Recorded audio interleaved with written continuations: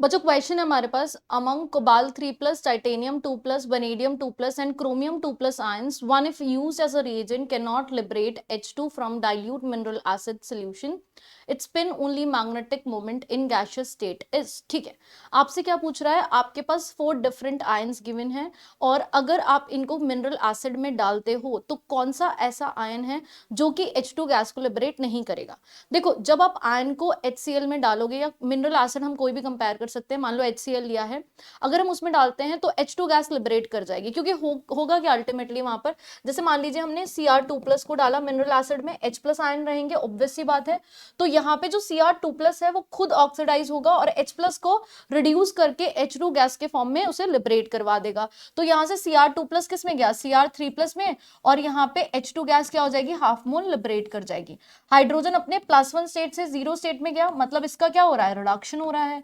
और Cr2+ अपने 2+ से +3 स्टेट में गया, इसका मतलब इसका क्या हो रहा है, ऑक्सीडेशन। इसका मतलब ये है कि जो इलेक्ट्रॉन्स को लूज कर देगा और ऑक्सीडाइज हो जाएगा, वही क्या कर सकता है, मिनरल एसिड में से H2 गैस को लिबरेट कराएगा। तो यहाँ पर जो कोबाल्ट 3+ है वो H2 गैस को लिबरेट नहीं कराता, क्योंकि वो खुद रिड्यूस होकर CO2+ स्टेट में जाना चाहता है, ना कि CO4+ स्टेट में। ठीक है, तो यहाँ पर कोबाल्ट 3+ H2 गैस लिबरेट नहीं कराता है। तो कोबाल्ट 3+ का जो इलेक्ट्रॉनिक कन्फिगरेशन होगा वो क्या होगा, कोबाल्ट जो होता है बच्चों, एटॉमिक नंबर 27, इलेक्ट्रॉनिक कन्फिगरेशन होना चाहिए 3d7 एंड 4s2। अगर इसने 3 इलेक्ट्रॉन लूज किए हैं तो 4s से 2 इलेक्ट्रॉन जाएंगे, 3d से 1 इलेक्ट्रॉन जाएगा, तो 3d में कितने इलेक्ट्रॉन आ गए, 6 इलेक्ट्रॉन आ गए।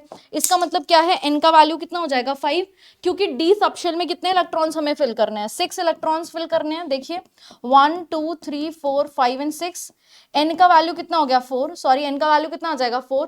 और मैग्नेटिक मोमेंट का फॉर्मूला क्या होता है, म्यूज इक्वल्स टू √n+2, n का वैल्यू कितना है 4, तो 4 वैल्यू प्लेस कर दो इसमें, तो कितना हो जाएगा 4 4 + 2, तो म्यूज इक्वल्स टू क्या हो जाएगा 4 × 6 √24, और √24 का वैल्यू कितना आएगा, नियरली 5, मतलब 4.9 बोर मैग्नेट्रॉन आएगा। हमें तो नियरेस्ट इंटीजर में वैल्यू बतानी है, इसका मतलब क्या है 5 हमारा राइट आंसर बनेगा।